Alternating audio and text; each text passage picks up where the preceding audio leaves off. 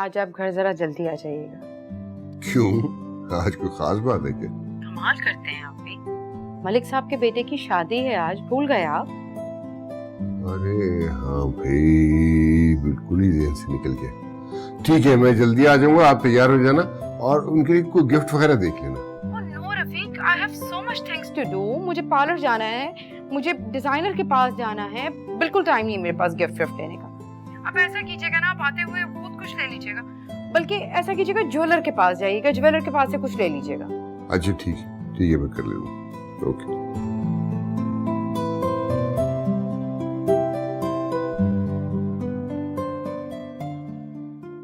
नहीं अब्बा, मैं ये सब नहीं ले सकता। और वैसे भी ये हमने उसे शादी में तोहफे के तौर पर दिया था, और तोहफे में दी गई चीज कभी वापस नहीं ली जाती। इस पर अब हमारा कोई हक नहीं है, और वैसे भी वो रकम बहुत बड़ी है। ये तो मुश्किल से उसका आधा होगा। आपने उसे मना क्यों नहीं किया? मैंने मना किया था, बहुत मना किया था, मगर वो मानी ही नहीं। कहने लगी कि आप लोगों के मुझ पे बहुत एहसानात हैं, और वैसे भी एक बेटी होने के नाते वो बहुत जज्बाती हो गई थी। ये आप बाप बेटी का मामला है, और ये मेरा मसला है, मेरा जाती मसला। इसमें उसे अपने और आपके रिश्ते को नहीं लाना चाहिए। और आपने सोच भी कैसे लिया कि मैं एक लड़की से मदद लूंगा? और हम कल ही उसे ये वापस देकर आएंगे।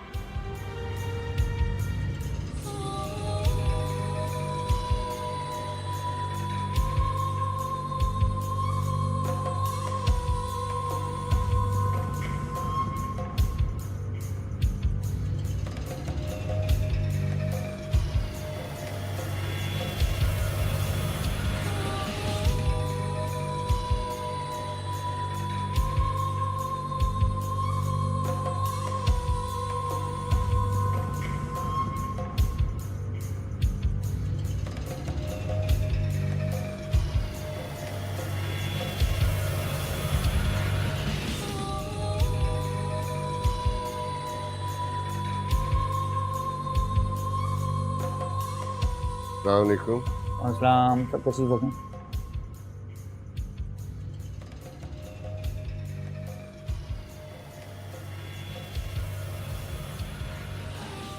ये खातून जो अभी यहाँ आई थी, वो कोई जेवर खरीदने आई थी?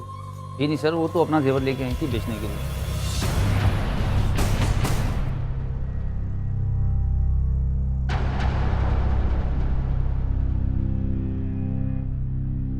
कितना जेवर था जो बेचने आई थी? काफ़ी सारा था, मगर आप क्यों पूछ रहे हैं सर? वो मेरे दोस्त की बेटी है, मैं इसलिए पूछ रहा हूँ। क्या बता सकते हैं कितने क्या जेवर बेचने आई थी? सर 30 लाख रुपए दिए मैंने उनको।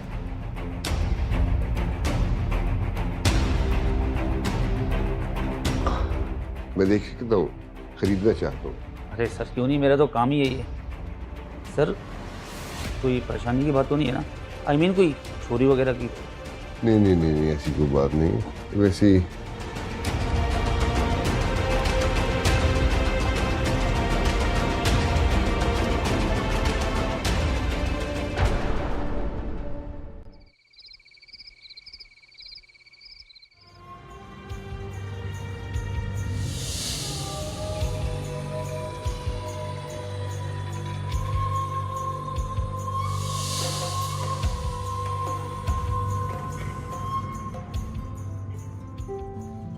क्या हुआ, क्या सोच रहे हैं? कुछ नहीं, कुछ खास नहीं, बस ऐसी। आप अभी तैयारी नहीं, देर हो जाएगी। आपका तो वैसे ही माशाल्लाह काफी वक्त लगता है तैयारी। ऐसी कोई बात नहीं है, मैं बस अभी तैयार होती हूँ, तंजीला से अपना सेट लेकर आती हूँ डायमंड का, और फिर आकर फटाफट चेंज कर लेती हूँ। तंजीला से अपना डायमंड कट? क्या मतलब? भाई मैंने अपना डायमंड का सेट जो है वो तंजीला को दे दिया था ना। अब मैं जो ड्रेस पहन रही हूँ मुझे लग रहा है उसके साथ वो बहुत अच्छा जाएगा, तो मैं उसे बोरो कर लेती हूँ। मैं बस 2 मिनट में फिर रेडी हो। प्लीज।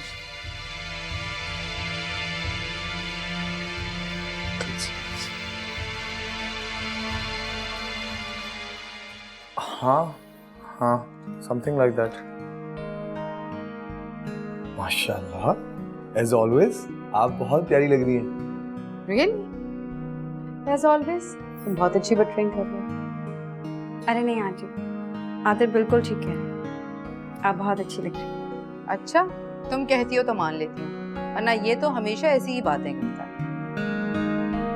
तंजीला मैं कह रही थी वो सेट जो मैंने तुम्हें दिया था डायमंड्स वाला, वो मुझे ला दो। मैं आज जो ड्रेस पहन रही हूँ ना, मुझे लगता है वो उसके साथ बहुत सूट करेगा। अभी लाती हूँ। Usman, I'm gonna have to call you back. Bye.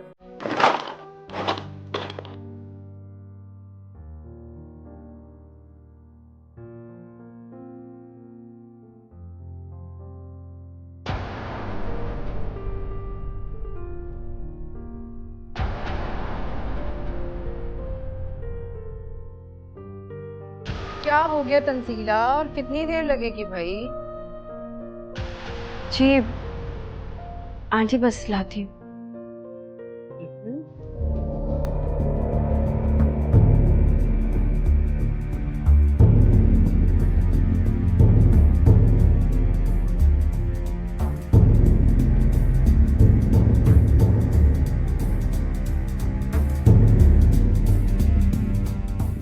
आखिर वो सेट वहाँ नहीं है।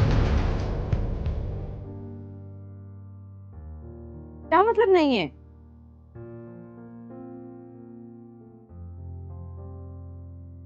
जीजा, ठीक से देखो, कहाँ जा सकते हैं?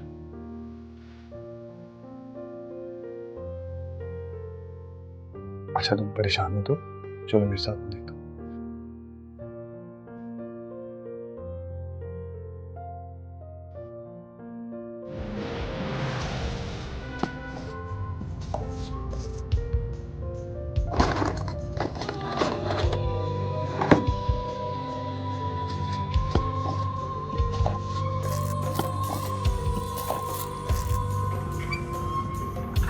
तंजीला, ठीक से याद करो तुमने कहाँ रखा था?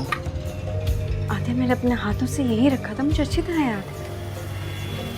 ओह गॉड, मुझे तो समझ नहीं आता तंजीला, उसके कोई पाँव थोड़ी थे कि वो खुद चल के कहीं चला जाएगा। अरे तुमने ही कहीं रखा होगा, सोचो कहीं और तो नहीं रख दिया, किसी के पास तो नहीं रखवा दिया।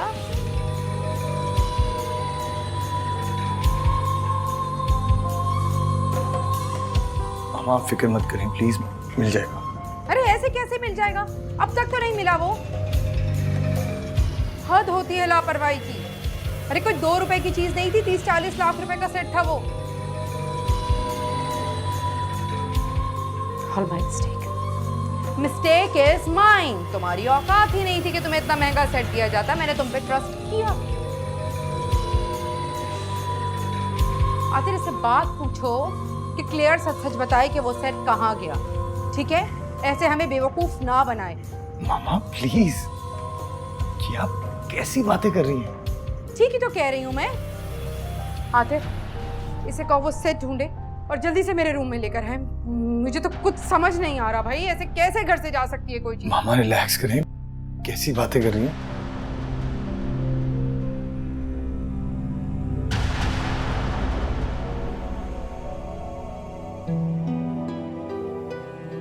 तंजीला, ठीक से याद करो कहाँ रखा था?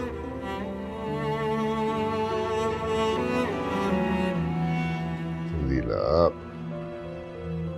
बेटा परेशान ना हो, आराम से ठंडे दिल से सोचो, गौर करो, शायद कुछ याद आ जाए।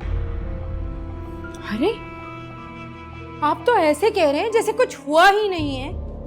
कोई 1-2 रुपए की चीज नहीं थी, 50 लाख का सेट था वो रफीक। शगुफ्ता प्लीज आप जरा खामोश रहें और मुझे बात कर दे दें।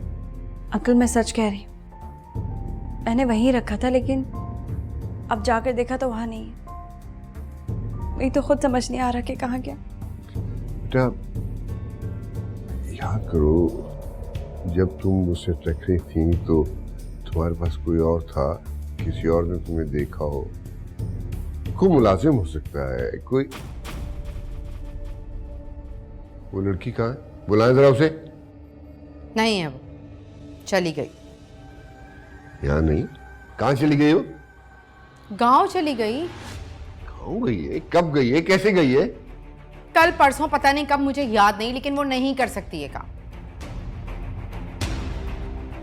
बड़े वसूख से कह रही हैं ये काम उसका नहीं है, बड़ा यकीन है आपको उसमें?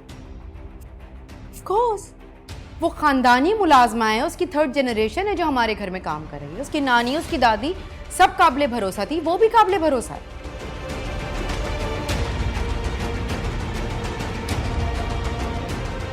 ये भी तो हो सकता है कि तुमने वो सेट अपने किसी जानने वाले को दे दिया। क्या मतलब है तुम्हारा? कहना क्या चाहती हो तुम? दिमाग ठीक है तुम्हारा? कैसी बातें कर रही हो नौरीन? मैं किसी को क्यों दूंगी और किसको दूंगी? अपने उसी कजन को जिससे मदद का वादा कर रही थी उस दिन। मैंने खुद अपने कानों से सुना है।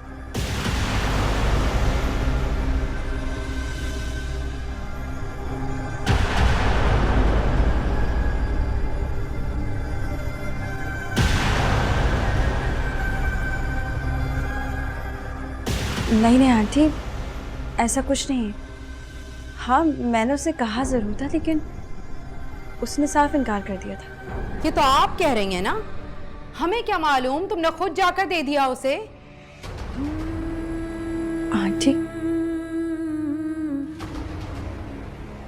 आप मुझ पर चोरी का इल्जाम लगा रही हैं। इल्जाम? What do you mean इल्जाम? मुझे यकीन है कि वो सेट तुमने ही अपने कजन को दिया है।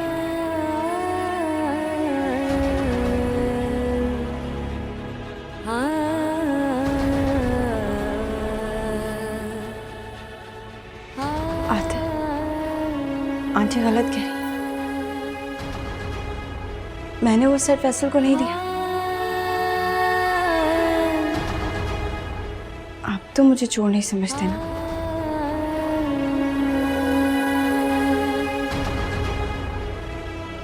रफीक, मेरे ख्याल में तो हमें पुलिस में रिपोर्ट करवानी चाहिए। पुलिस को? क्या कहेंगे पुलिस को? अपने हाथों से अपनी बहू को पुलिस के हवाले कर दे? मतलब भरे चौराहे में, भरे बाजार में अपनी इज्जत अपने हाथों नीलाम कर दे? अरे जब घर की इज्जत को ही ख्याल नहीं तो आप किस बात की फिक्र कर रहे हैं? ये तो इसके सोचने का काम था ना।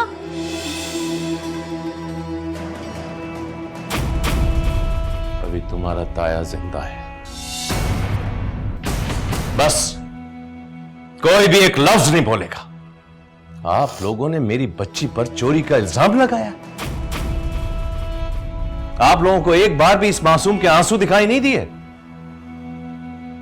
हाँ, फैसल को जरूरत थी पैसों की, तो तन्नू ने उसकी मदद के लिए यह जेवर दिया था। लेकिन यह जेवर वो जेवर था जो मैंने इसको शादी पर दिया था।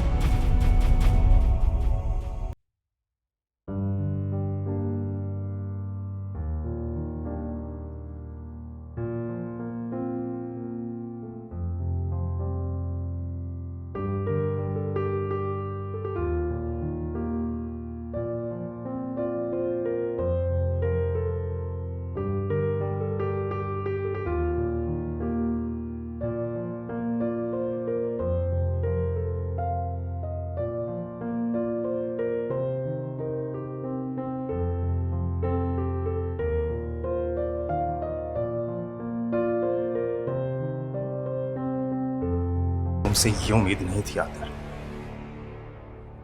तुमने साबित कर दिया कि तुम तंजीला के लायक नहीं हो। हमारे घर के मामले में बीच में बोलने वाले तुम होते कौन हो? आते ठीक कह रहे फैसल, तुम्हें कोई हक नहीं हमारे घर के मामलात में बोलने का। बस कर दो तंजीला, बस कर दो। इसकी इतनी जुर्रत आज इसीलिए क्योंकि तुमने इसे ढील दी, नहीं तो सबके सामने मुझसे ऐसे बात करने की ये हिम्मत ना करता। बस आतिर बस। अपनी बीवी पर लगे हुए इल्जाम का तो तुम दिफा नहीं कर सके, उल्टा हमारी नीयत पे शक कर रहे हो तुम। चलो तंजीला।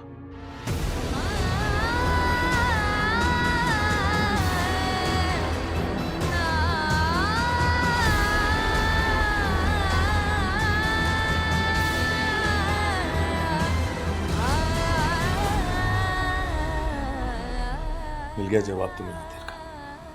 अब ये मेरा हुक्म है, यहां से चलो। चलो फैसल। किस्मत से करे क्या कोई गिला, जो होना था होके रहा।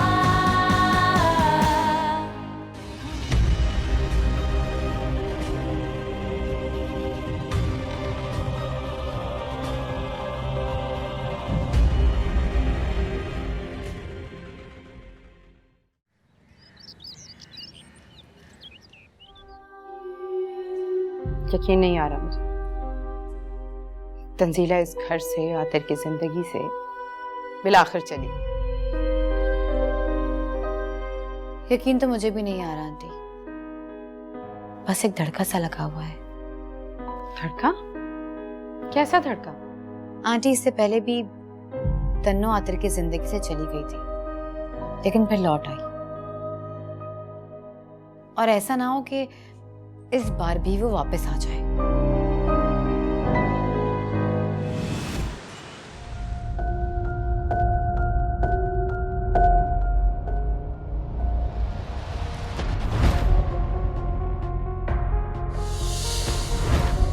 ये भी तो हो सकता है कि तुमने वो सेट अपने किसी जानने वाले को दे दिया। कैसी बातें कर रही हो नानी? मैं किसी को क्यों दूंगी? और किसको दूंगी? अपने उसी कजन को जिससे मदद का वादा कर रही थी उस दिन। मैंने खुद अपने कानों से सुना है।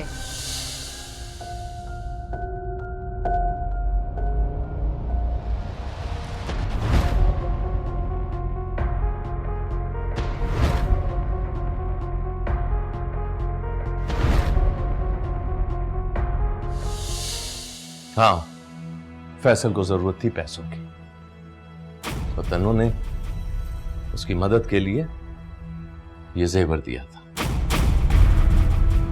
लेकिन ये जेवर वो जेवर था जो मैंने इसको शादी पर दिया था।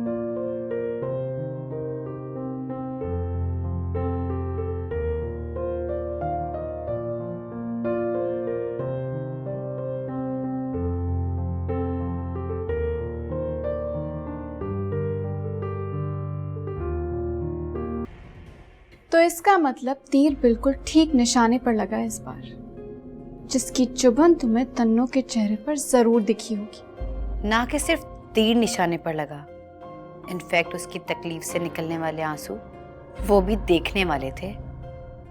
जिस तकलीफ से मैं गुजर रही हूँ, वो तकलीफ उसके चेहरे पर देखकर मुझे बहुत सुकून मिला। और आतिर की मोहब्बत के ताजमहल पर तो दरारें पड़ गई होंगी।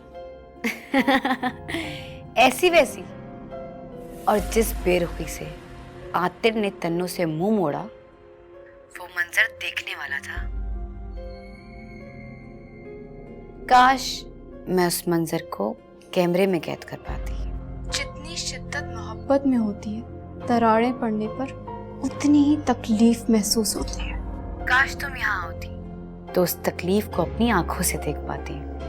खैर, ये तो तुमने बहुत अच्छी खबर दी है। इस वक्त लोहा गर्म है, मुझे अपना वार कर देना चाहिए। वार? कैसा वार? तुम भी जान जाओ। मगर कुछ बताओ तो सही। मैंने कहा ना, वक्त आने पर मैं तुम्हें सब कुछ बता दूंगी। हेलो आनी, मेरी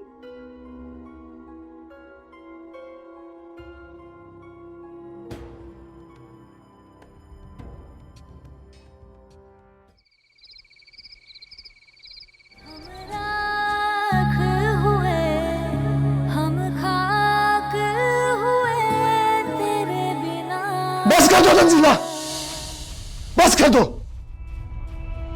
इसकी इतनी जुर्रत आज इसीलिए है क्योंकि तुमने इसे ढील दी, नहीं तो सबके सामने मुझसे ऐसे बात करने की ये हिम्मत ना करता। आप तो ऐसे ना थे आतिफ, आपने तो हर कदम पर मेरे साथ खड़े रहने का वादा किया था। सारी जिंदगी कदम से कदम मिलाकर साथ चलने की कस्में खाई थी। फिर आपने अपनी तंजीला से मुंह क्यों फेर लिया? आप तो इतने कमजोर कभी ना थे। फिर क्या हुआ?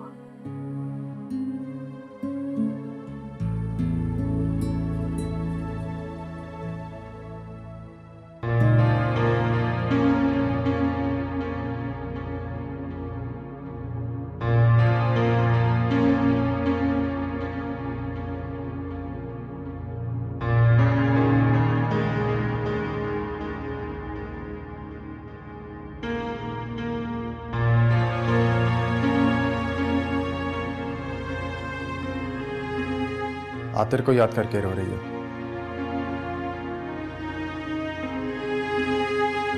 नहीं, तुम जानती हो तुम झूठ नहीं बोल सकती, इसीलिए ये कोशिश बेकार है। और मैं अच्छी तरह जानता हूं कि ये आंसू आतिर के लिए बहाए जा रहे हैं। आंसू पे किसी का अख्तियार नहीं होता, वैसे ये ना चाहते हुए भी छलक ही जाते हैं। फिर तो ये मायूसी के आंसू हैं जो कल रात तुम्हें आतिर से हुई है। सच पूछो तो मुझे आतिर का रवैया बिल्कुल अच्छा नहीं लगा, बल्कि उसे देखकर मुझे खुद पर अफसोस हो रहा था। काश मैंने अब्बा से उस वक्त तुमसे शादी के लिए इनकार ना किया होता।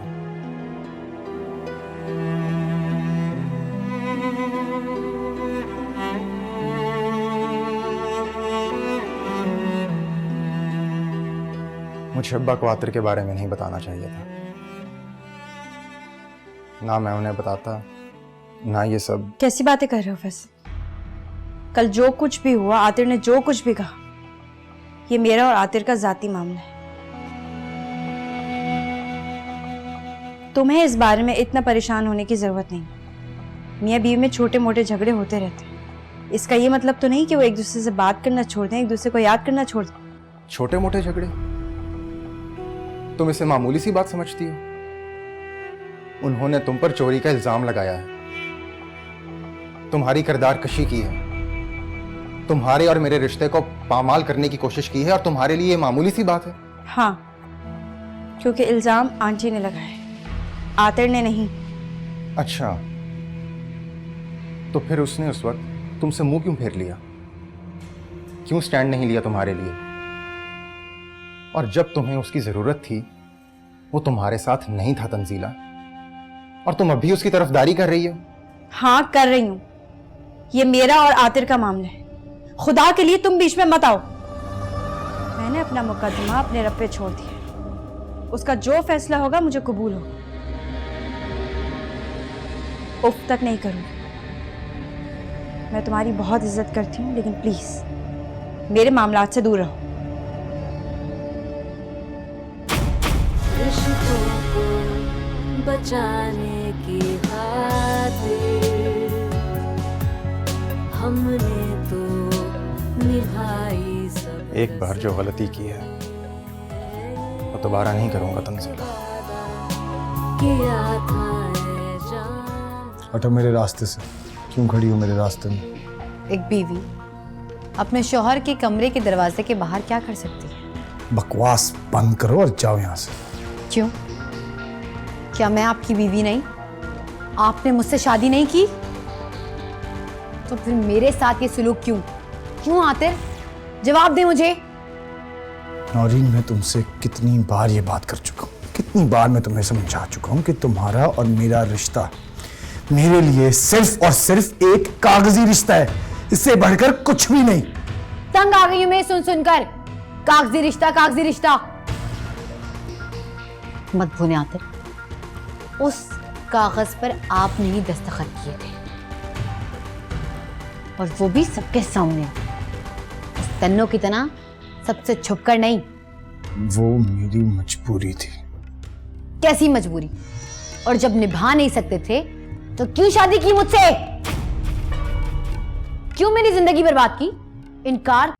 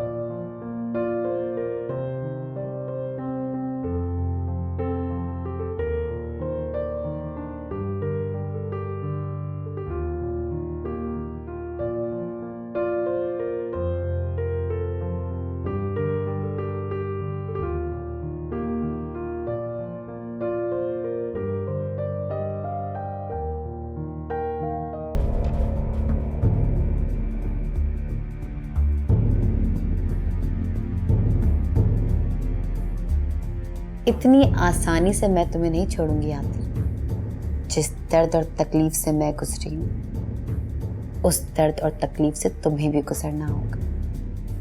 जहन्नुम से बदतर बना दूंगी तुम्हारी जिंदगी। तुमने नौरीन की मोहब्बत देखी, अब उसकी नफरत देखना। नफरत भी ऐसी जो कभी ना देखी होगी तुमने।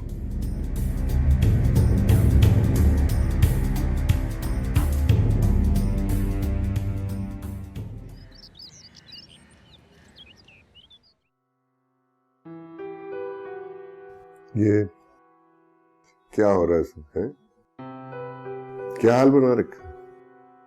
कल मैं तुम्हें कॉल करता रहा, ना सिर्फ ये कि तुमने मेरी कॉल अटेंड नहीं की बल्कि कॉल बैक भी नहीं किया।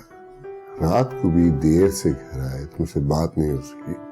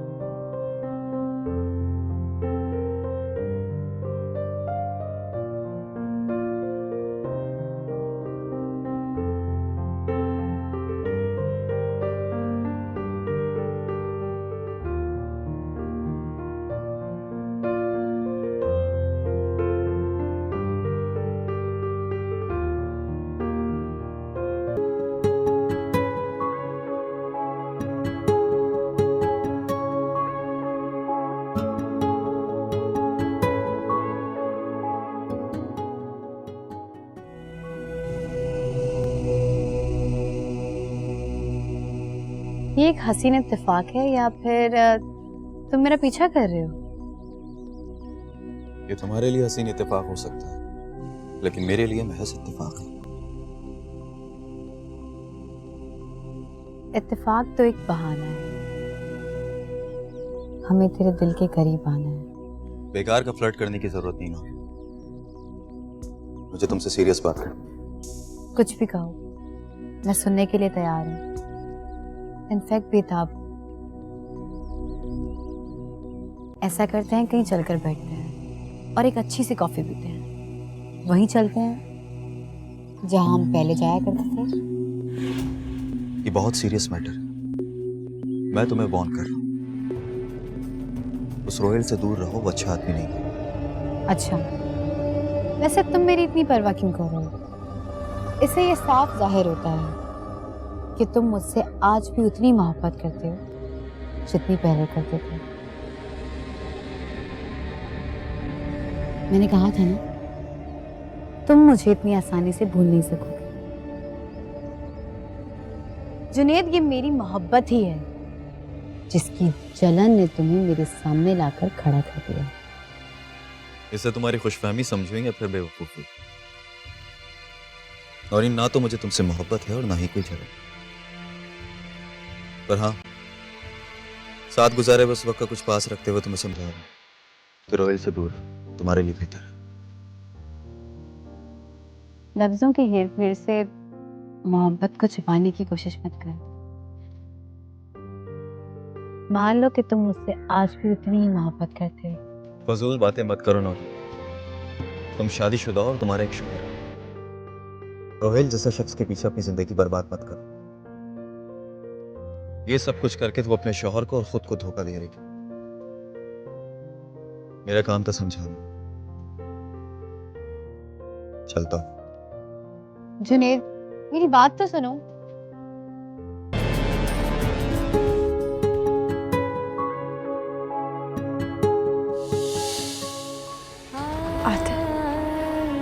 आंटी गलत कह रही, मैंने वो सेट फैसल को नहीं दिया। आप तो मुझे चोर नहीं समझते ना।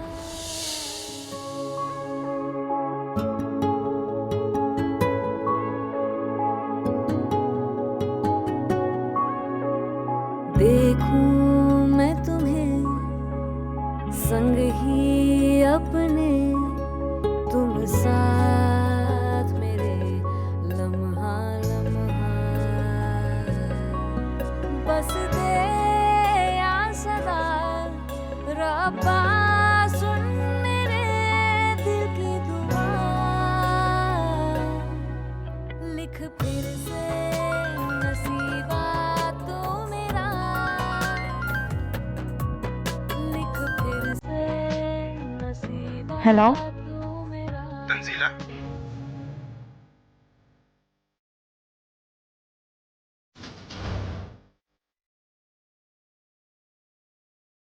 हेलो हेलो आते, हेलो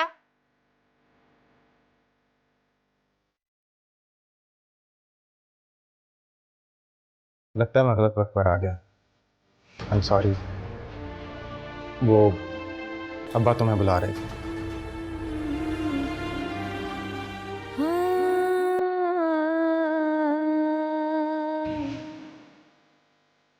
तुमने साबित कर दिया कि तुम तंजीला के लायक नहीं हो।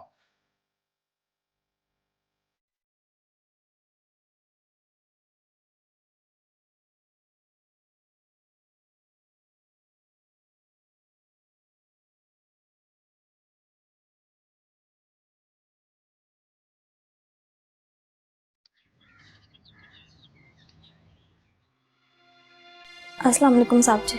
अस्सलाम वालेकुम साहब जी। वालेकुम सलाम। क्या हुआ साहब जी, कोई गलती हो गई हमसे? ऐसे करें, आप बाहर बैठे, मुझे सकीना से कुछ बात करें। ख्याल से, अच्छे से। हाँ सकीना, क्या क्या तुमने? हलाल में कोई कमी रह गई थी, कोई कसर रह गई थी? मैं समझी नहीं साहब जी। तुमने डायमंड का वो हार क्यों चोरी किया जो तुम्हारी बेगम साहिबा ने तंजीला के पास रखवाया था? साहब जी, मैंने आपकी इतनी खिदमत की है, आपका नमक खाया, मैं भला चोरी कैसे कर सकती हूँ? फिर और कौन कर सकता है?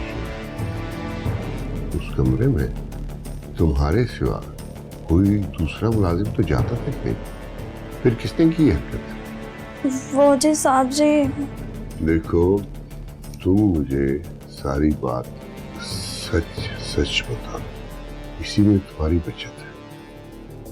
मैं तुमसे बहुत प्यार से पूछ रहा हूँ, इससे पहले कि केस पुलिस तक पहुंच जाए, बल्कि पहुंच क्या जाए, मैंने उन्हें बुला लिया है। कुछ ही देर में वो पहुंचने वाले होंगे।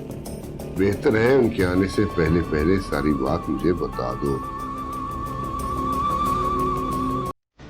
वरना इस उम्र में जेल जाने के लिए तैयार हो। नहीं साहब जी, ऐसा जरूर ना करें। इसका मतलब है तुम्हें अपनी माँ पे जरा भी तरस नहीं आता। तुम चाहती हो कि इस उम्र में वो थाने और कचहरियों में खज्जल ख्वार होके करे। ठीक है, तुम्हारी मर्जी से कि ना, नहीं बताना चाहती ना बताओ, मैं पुलिस को बुला लेता हूँ। नहीं साहब जी, मैं आपको बताती हूँ।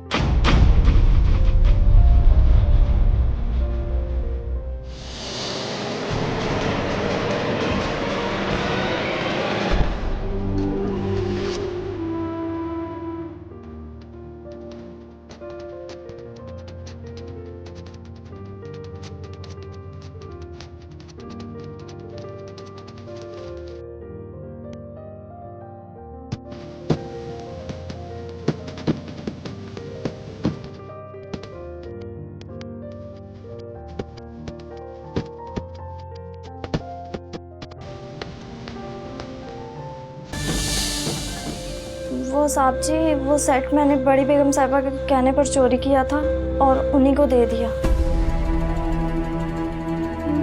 और नौरीन बाजी मुझे तंजीला बाजी पर नजर रखने के पैसे भी देती थी।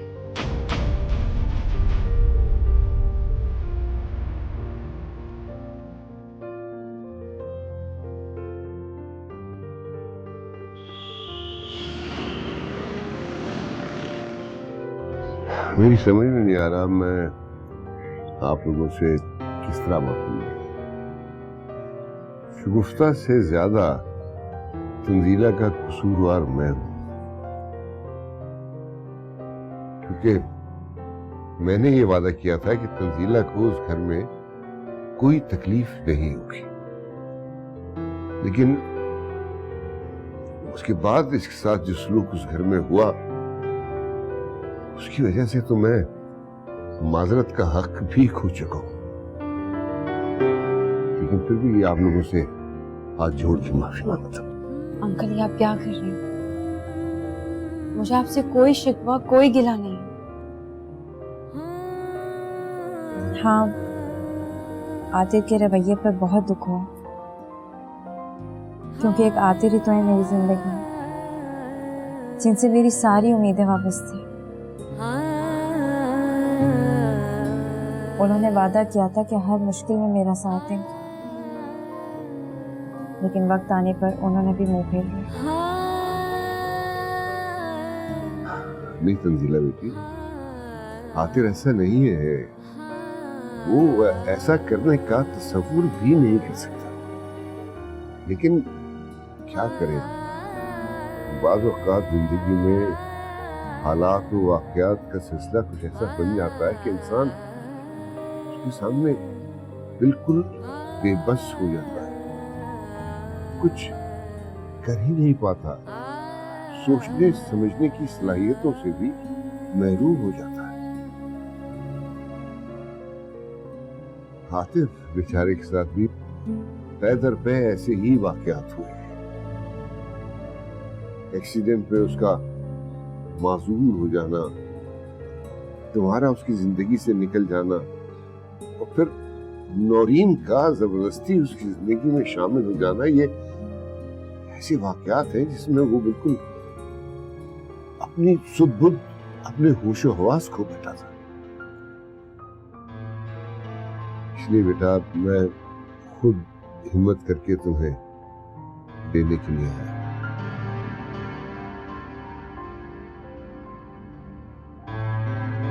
अब उस घर में तुम्हारे साथ ऐसा सलूक करने का कोई सोच भी नहीं सकता, जुर्रत भी नहीं कर सकता। ये मेरा तुमसे वादा है। वादा तो आपने पहले भी किया था रफीक साहब, उसका क्या हुआ? जो शख्स अपने पहले वादे को निभा ना कर सके उसके दूसरे वादे पे भरोसा कैसे कर लूंगा? आप बिल्कुल ठीक कह रहे हैं। मैं बहुत शर्मिंदा हूं कि अपना वादा पूरा नहीं कर सका, इसीलिए तो मैं हाथ जोड़ के आप लोगों से माफी मांग रहा हूं। आपकी माफी मांगने से क्या होगा रफीक साहब? मेरी बच्ची के साथ होने वाले सलूक को भुला सकूंगा मैं? इसकी जो तजलील की गई, किरदार कुशी की गई, मैं ये सब कुछ कैसे भुला दूं?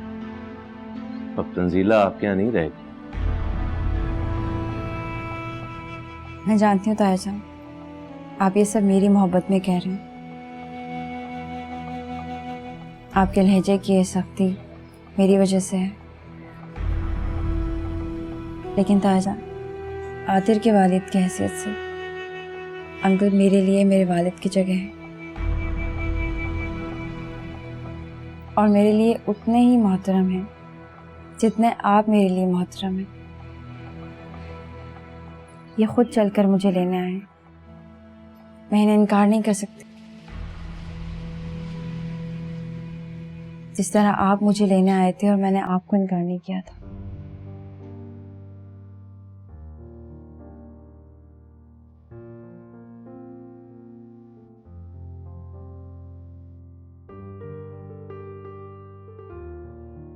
ठीक है, जैसे तुम्हारी मर्जी।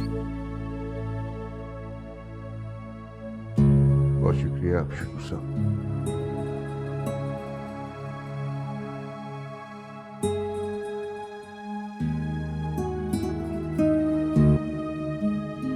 I want those reports on my table by tomorrow. Thank you. Come in. Sir ये आपके लिए।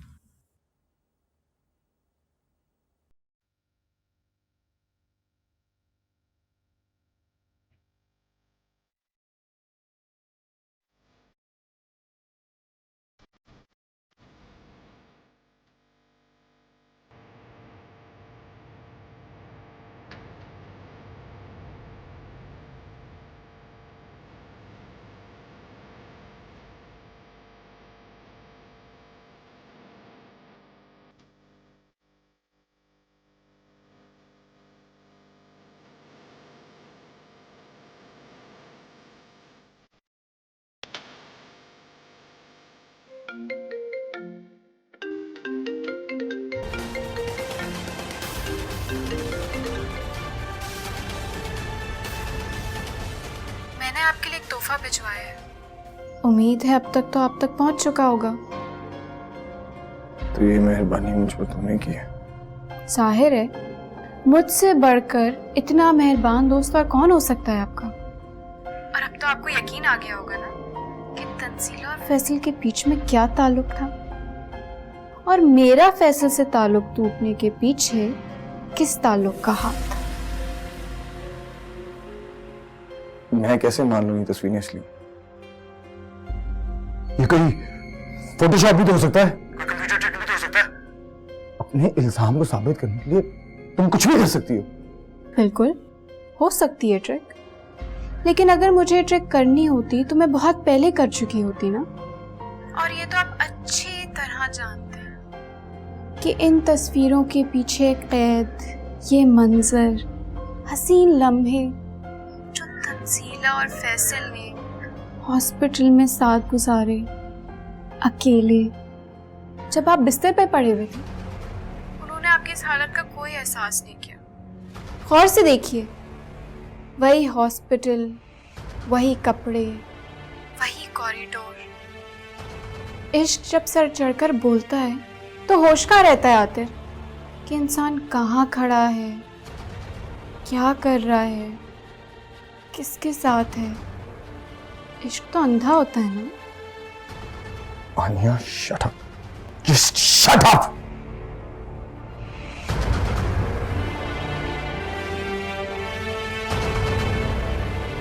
नहीं, तंजीला ऐसा नहीं कर सकती। वो मेरे साथ ऐसा नहीं कर सकती, नहीं कर सकती, नहीं कर सकती मेरे साथ वो ऐसा।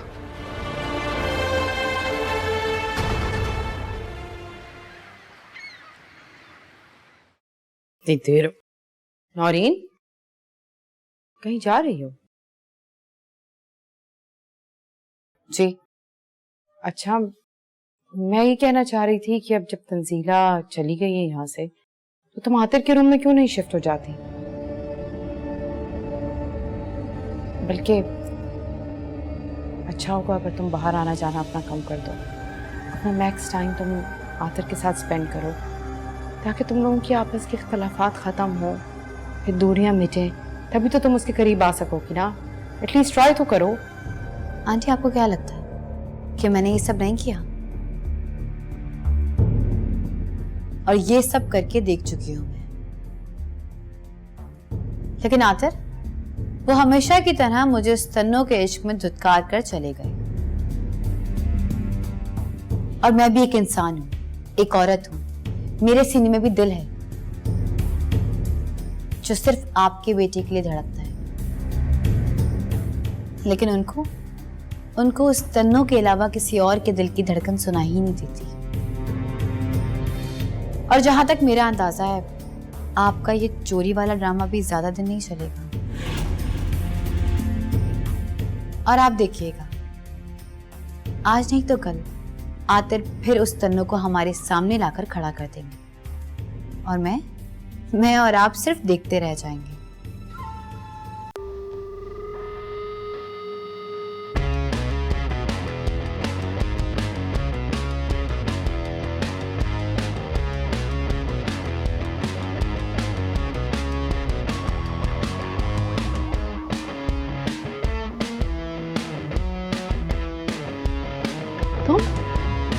हाँ, ये ऐसे मैं लेके आया हूँ वापस अपने साथ इसके घर।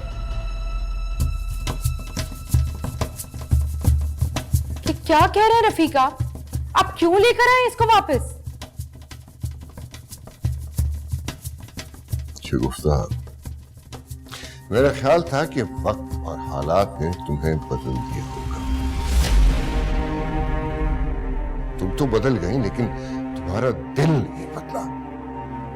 वही अना, वही गुरूर, वही खुदसरी, वही तकब्बुर, वही घमंड।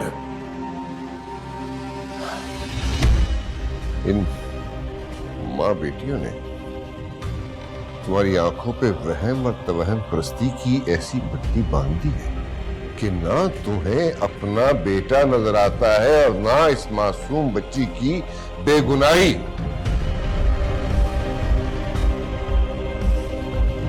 की नफरत में तुम ये भी भूल गई हो कि तंजीला तुम्हारे बेटे की मोहब्बत है, और सिर्फ मोहब्बत ही नहीं है, अब उसकी बीवी भी है और इस घर की इज्जत और बहू भी है।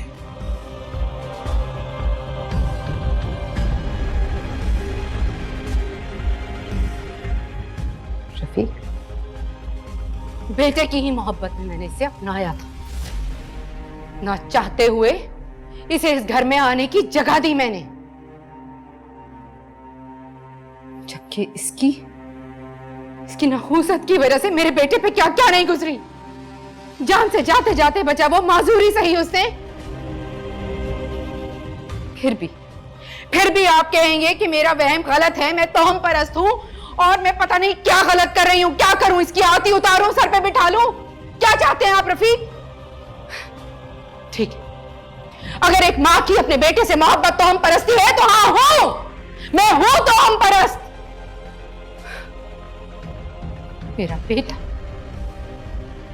बेटा इसकी वजह से मुझसे दूर हो गया। वो लड़का जो मेरे सामने ऊंची आवाज में बात नहीं करता था, जो मेरे कहे को हुक्म का दर्जा देता था, इसकी वजह से वो बागी हो गया, मुझे छोड़ के चला गया।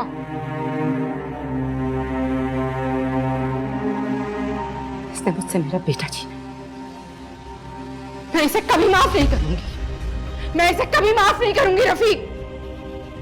अपनी नफरत में इतना तेज मत भागो शगुफ्ता कि इतनी दूर निकल जाओ कि मुड़ के अपनों को, अपने खून के रिश्तों को देखना चाहो, उनसे मिलना चाहो तो वो तुमसे बहुत दूर जा चुके हो। तुम्हारे हाथ पछतावे के सिवा कुछ ना है। तंजीला, जाओ अपने कमरे में, जाओ।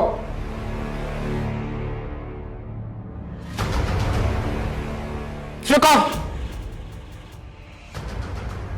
इस घर में वापस आने को ये जीत और मेरी हार मत समझना। ये मत समझना तुम इस घर में आ गई, ये सिर्फ और सिर्फ एक आरजी मोहलत नहीं है। उल्टी गिनती शुरू कर दो।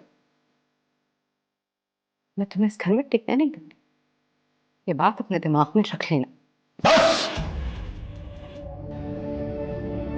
बस शगुफ्ता, बस। Enough is enough। बहुत हो गया, चलो।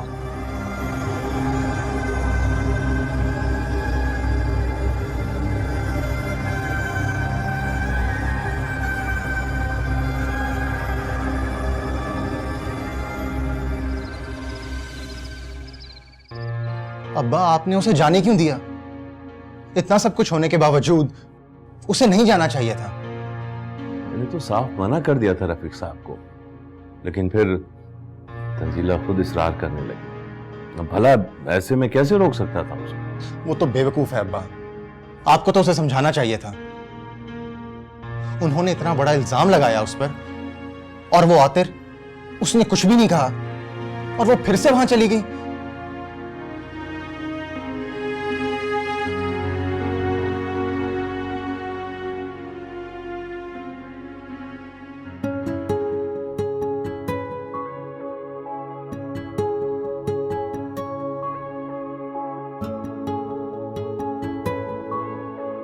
इतनी देर हो गई,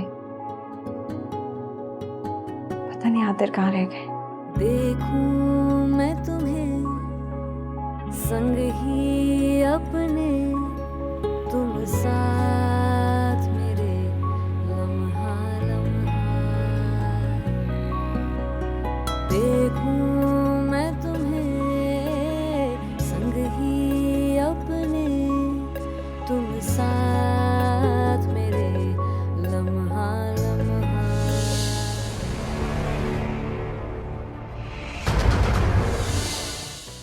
लिख फिर से नसीबा तू मेरा, थम सा गया सांसों का सिलसिला। लिख फिर से फोन काट दिया। नसीबा तू मेरा। क्या आतिर अभी तक मुझसे नाराज है? अंकल ने तो कहा था कि कुछ समझ नहीं आ रहा, मगर इस वक्त आतिर कहाँ होंगे? क्या करूं, क्या करूं? रिश्तों को बचाने की खातिर हमने तो निभाई सब रस्में। तंजीला भाभी की call. Hello. Hello Usman, Tanzila बात कर रही हूँ। जी जी भाभी, इस वक्त सब खैरियत है ना? उस्मान, आतिर अभी तक घर नहीं है, मुझे बहुत फिक्र हो रही थी। मैंने उन्हें कॉल किया है लेकिन उन्होंने डिस्कनेक्ट कर दिया। अच्छा, आप परेशान ना हो, मैं कॉल करता हूँ उसे। जी प्लीज।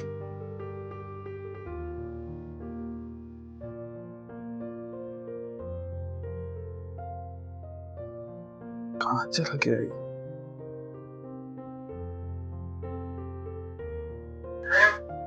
हाँ आतिर, कहाँ हो? मैं ऐसे यार। बोल। क्या सर ऐसे ही यार? टाइम देखा तुमने? हैं? तंजीला भाभी की कॉल आई थी, वो परेशान हो रही। अभी के अभी घर जाओ वरना मैं अंकल को कॉल करने वाला हूँ। बाबा को कॉल मत करना, वो परेशान होंगे। घर पहुंच के मुझे कॉल करना।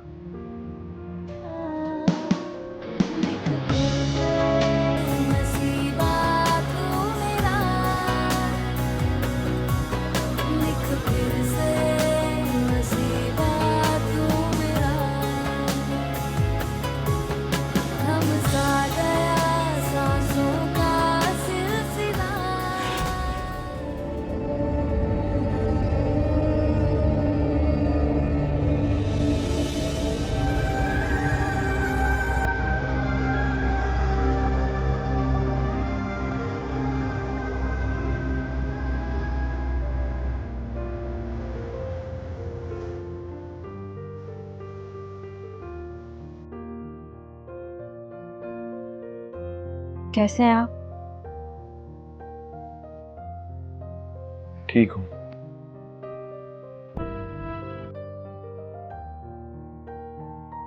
काफी देर कर दिया आने में। मैंने आपको कॉल भी की थी लेकिन आपने अटेंड नहीं की।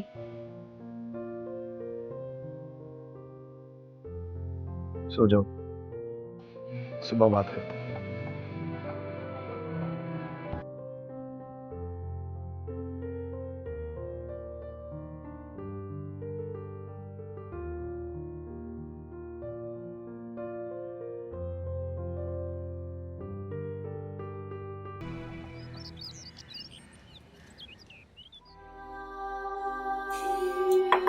आंटी, मैंने आपसे कहा था ना, ये तन्नो इतनी आसानी से हमारी जान नहीं छोड़ेगी, ये जरूर वापस आएगी।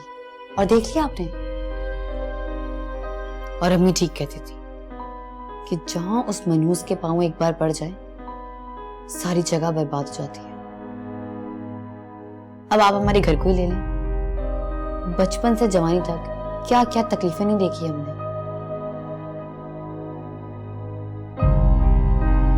और बिलाखिर अब्बा की जान तक ले ली इसने।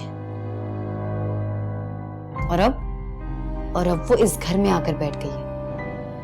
पता नहीं मेरी जिंदगी से अब वो कब जाएगी। मुझे तो यकीन हो गया इसके सब्ज कदमों पर। पता नहीं कब इस मनहूस से मेरे बच्चे की जान छूटेगी।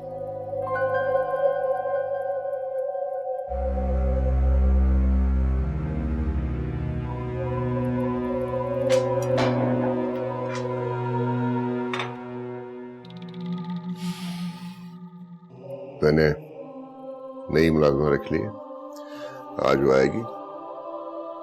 जो कुछ पूछना है उससे पूछ लीजिएगा और जो कुछ बताना है बता दीजिएगा। क्यों? नई मुलाजमा क्यों रफीक? एक दो दिन में आ जाएगी ना सकीना। क्या जरूरत है नई मेड की? सकीना अब नहीं आएगी। क्यों? जो कुछ उसने मुझे बताया है उसके बाद मैं उसका वजूद भी इस घर में बर्दाश्त नहीं कर सकता। ये और बात है कि मैं वो भी जानता हूं जो उसने मुझे नहीं बताया। क्या बात है?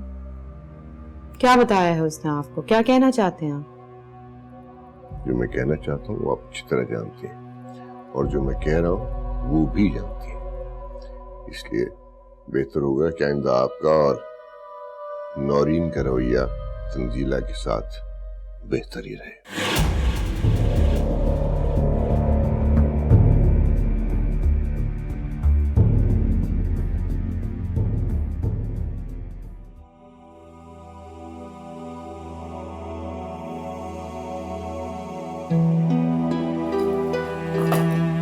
आतिर, मुझसे नाराज हैं क्या?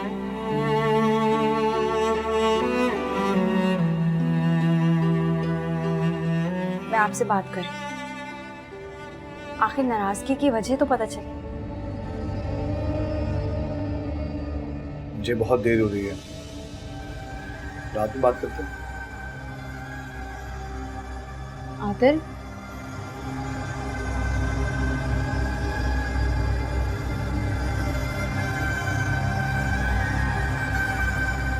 मुझे अभी बात करनी है।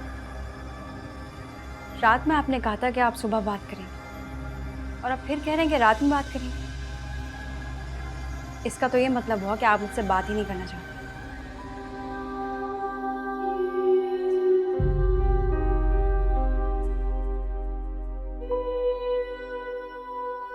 आपने जो मतलब निकालना आप निकाल लो, मुझे अभी बात नहीं करनी।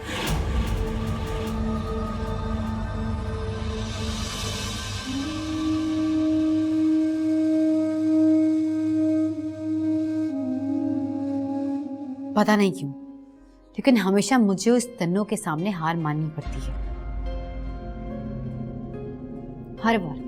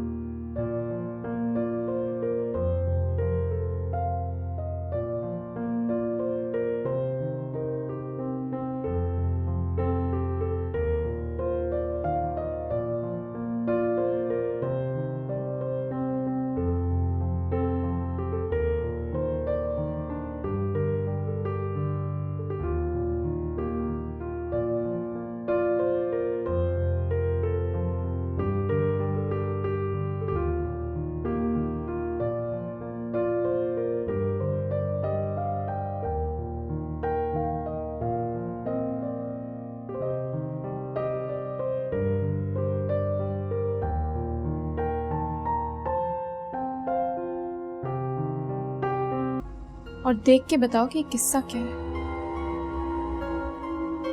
खुदा हाफिज।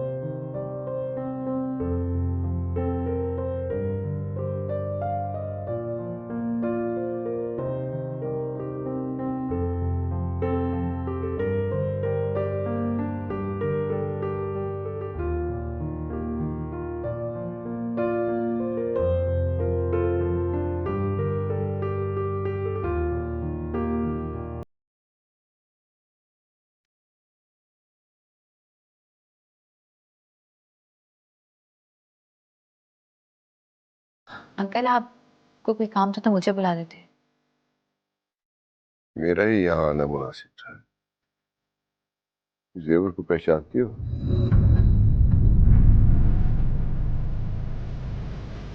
क्या मतलब, मैं समझी नहीं। तुम्हारी आसानी के लिए सिर्फ इतना बता देता हूँ कि ये जेवर शादी पे हमने तुम्हें दिया था और इसे चंद दिन पहले एक आदमी के साथ तुम्हें ज्वेलर के पास बेचने के लिए गई थी। पूछना यह है कि कौन था वो आदमी? कौन आदमी? किसकी बात कर रहे हैं आप? जिसके साथ तुम ये जेवर बेचने गई थी।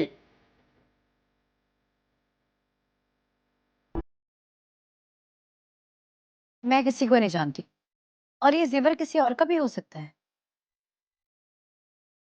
देखो नौरीन, मैंने तुमसे कहा था कि मैं ससुर और बहू के बीच लिहाज खत्म नहीं करना चाहता, लिहाजा मुझसे झूठ मत बोलो। अफसोस तो इस बात का है कि मुझे किसी ने बताया नहीं है। मैंने अपनी आंखों से देखा है तुम्हें उस आदमी के साथ।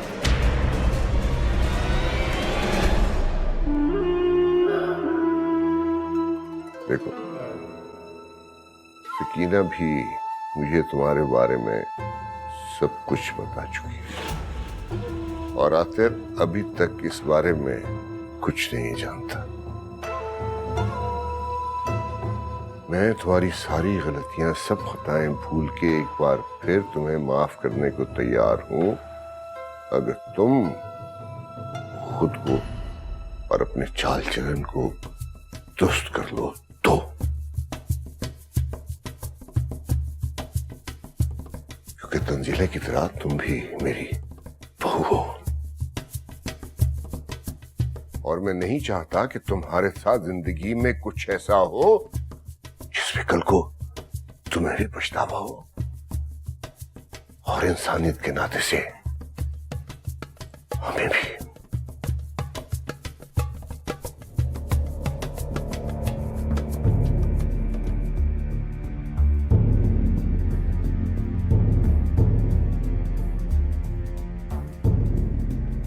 शिट, ये एक और नई मुसीबत।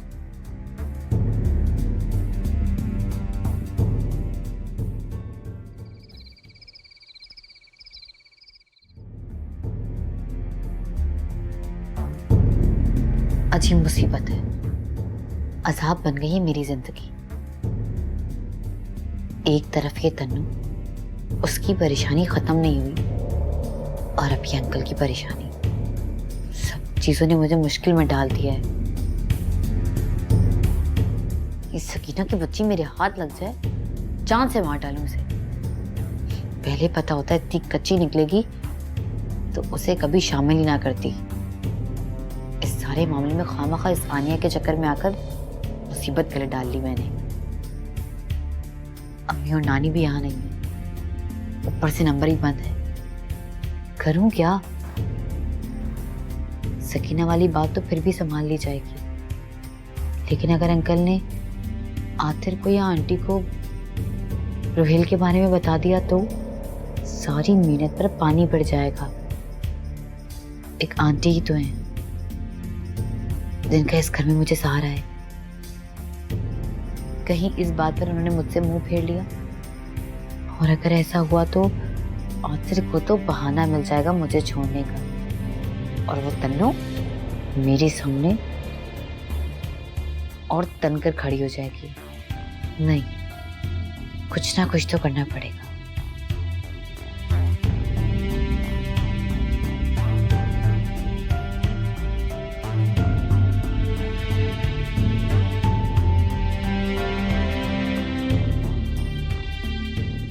Pick up the call. Hello, मुझे आपसे मिलना है। हाँ, एक दो दिन में मिलते हैं। एक दो दिन में नहीं, मुझे आज ही मिलना है। क्यों, मेरी याद इतनी सता रही है तुम्हें? ये मजाक का वक्त नहीं है, मुझे वाकई आपसे मिलना है, बहुत जरूरी काम है। अच्छा ठीक है, मैं अभी यहाँ हूँ नहीं, जैसे ही वापस आता हूँ तो मुलाकात करते हैं। ठीक है, लेकिन प्लीज जल्दी कीजिएगा। टेक केयर, अल्लाह हाफिज। खुदा हाफिज।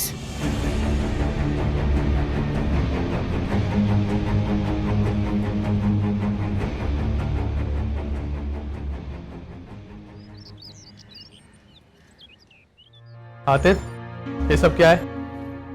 क्या? यही जो तुम कर रहे हो अपने साथ और तंजीला भाभी के साथ। क्या कर दिया मैंने? अब ये भी मुझे बताना पड़ेगा कि तुमने क्या किया। तुम ना तो तंजीला भाभी से बात कर रहे हो, ना उन्हें टाइम दे रहे हो। अच्छा, तुम्हें पता तुम्हारे इस रवैये से वो कितनी परेशान है और कितनी तकलीफ हो रही है उन्हें। किरण ने मुझे सब कुछ बता दिया। क्या मुझे तो तुम पे अफसोस हो रहा है? आंटी ने इतना बड़ा इल्जाम भाभी पर लगा दिया और तुम चुपचाप खड़े देखते रहे, कुछ भी ना बोले। अरे गुस्सा तो तंजीला भाभी को तुमसे होना चाहिए था। नहीं यार, तंजीला के बारे में ऐसा तो मैं कभी सोच ही नहीं सकता।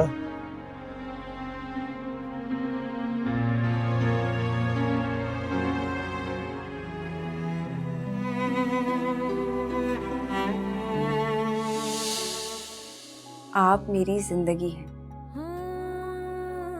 मेरा सब कुछ।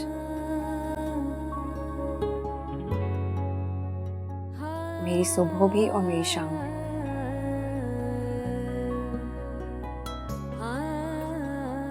आपके बिना तो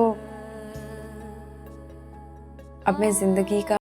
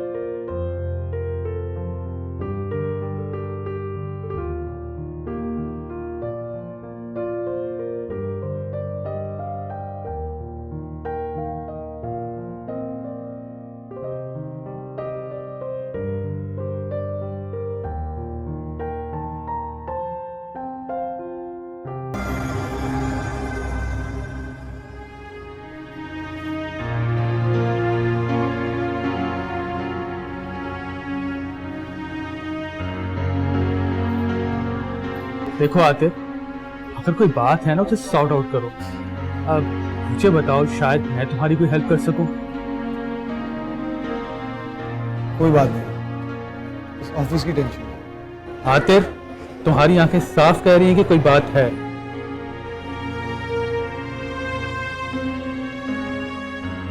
और ये तुमने स्मोकिंग कब से शुरू कर दी? आतिफ यार कुछ तो बताओ, क्या बात है? आखिर नाराज क्यों तुम उनसे? क्या बताऊं तुम्हें? ये बताऊं कि तंजीला का उसके कजन फैसल के साथ चक्कर चल रहा है। मुझसे ज्यादा वो उसकी फिक्र करती है। ये बताओ, या ये बताओ कि अगर मैं तंजीला की जिंदगी में ना आता तो आज उनकी शादी हो चुकी होती। तुम तंजीला भाभी पर शक कर रहे हो? तुम पागल तो नहीं होगे? कैसी बातें कर रहे हो तुम? हाँ, पागल हो गया मैं, पागल हो गया मैं।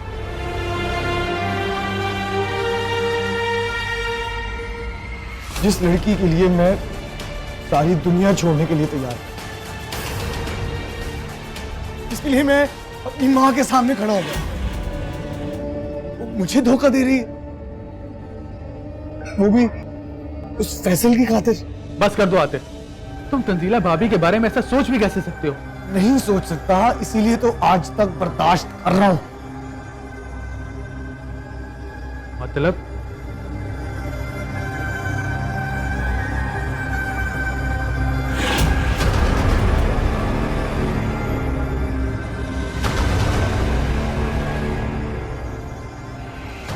ये सब देखने के बाद भी तुम मुझसे मेरा शक करोगे? ये शक नहीं है, तुम्हारे दिमाग का फतूर है जो डाला गया। अब मुझे ये बताओ कि ये तस्वीरें तुम्हारे पास पहुंची कैसे? आनिया। आनिया? ओह, तो मैं अब समझा। आनिया अपनी शादी के टूटने का बदला ले रही और फैसल से तलाक का जिम्मेदार वो तंजीला भाभी को समझती है। पहले मैं भी यही सोचता रहा, लेकिन तंजीला और फैसल का ताल्लुक, उसकी कुर्बत मुझे बार बार यही सोचने पर मजबूर करती रही। लेकिन मैं हर बार मैं आनिया का तंजीला के खिलाफ मेरे दिल में शक पैदा करने की कोशिश समझता रहा और खुद को समझाता रहा, तसल्ली देता रहा कि मेरी तंजीला मेरे साथ ऐसा नहीं कर सकती। जिससे मैंने इतनी मोहब्बत की, टूट कर चाहा, वो मेरे साथ ऐसा कैसे कर सकती है? लेकिन ये तस्वीरें देखकर मैं कैसे मान लूं कि ये सब झूठ था, आनिया की एक साजिश थी। यार कैसी बेवकूफों वाली बातें कर रहे हो तुम? जिस लड़की को एक लड़की की वजह से दो बार ठुकराया गया हो, वो उससे नफरत नहीं करेगी तो क्या करेगी? पहले तुमने तंजीला भाभी की वजह से उसे छोड़ा, फिर फैसल ने उसे तलाक दे दी। यकीनन इसमें तंजीला भाभी का कोई किरदार नहीं होगा, लेकिन ये भी मत भूलो कि एक औरत ही औरत की सबसे बड़ी दुश्मन होती है और वो अपनी शादी की बर्बादी का जिम्मेदार भी तंजीला भाभी को ही मानती है और इसीलिए वो ये सब कुछ कर रही है। अच्छा मेरी मानो, घर जाओ और तंजीला भाभी के साथ अच्छे से जिंदगी गुजारो। समझ में आई मेरी बात अब भी या नहीं?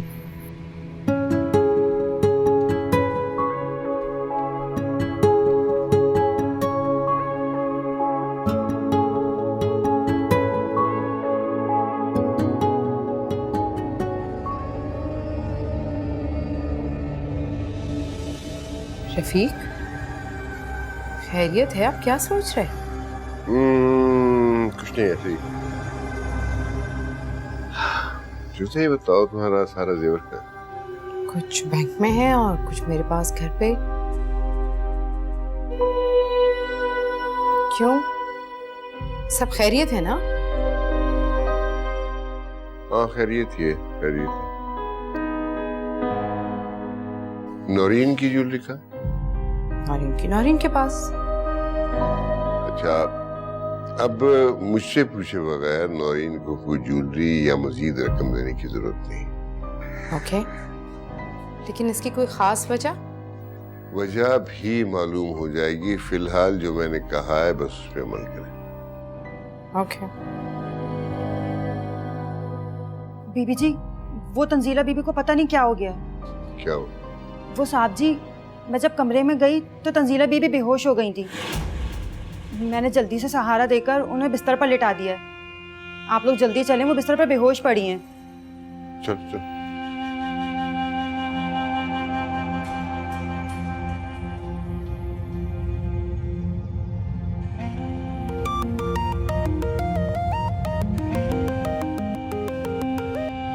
हेलो? क्या? लेकिन कैसे? अच्छा ठीक है, आप डॉक्टर को बुलाएं, मैं बस पहुंच रहा हूँ।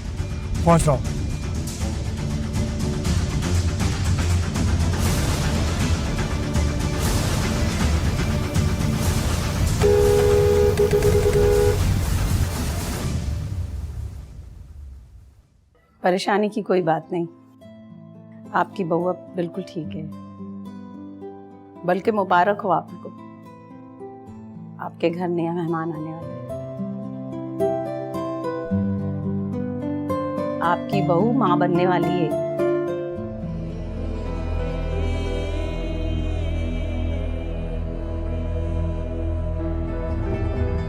कल आप इन्हें मेरी क्लिनिक ले आइएगा, मैं इनके कुछ टेस्ट करवा लूंगी और प्रॉपर तौर पे इनका चेकअप भी हो जाएगा।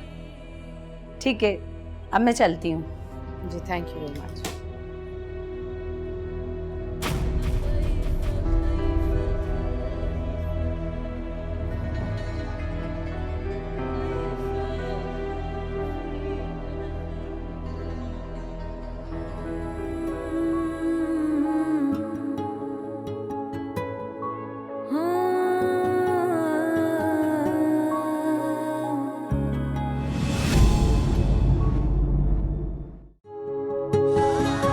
लिख फिर